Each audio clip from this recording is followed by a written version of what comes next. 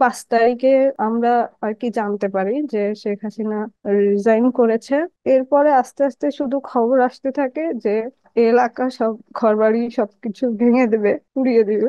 আমার পরিবারে আমার নানা নানি বয়স্ক মানুষ, আমার নানার বয়স 90-এর উপরে, যার কারণে সব থেকে বেশি চিন্তা ছিল তাকে নিয়ে, যে কিছু হলে আমরা এটা সামলাবো কি করে।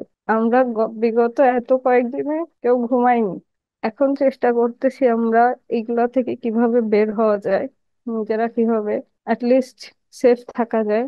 এখন যে আমাদের উপদেষ্টা মহোদয় যারা আছেন তারা যেহেতু আমাদেরকে সুযোগ দিচ্ছে, আমরা চেষ্টা করতেছি উপর মহলে কারোর সাথে এই বিষয় নিয়ে কথা বলার, যাতে করে অ্যাটলিস্ট আমাদের সেফটি এনশিওর করা যায়।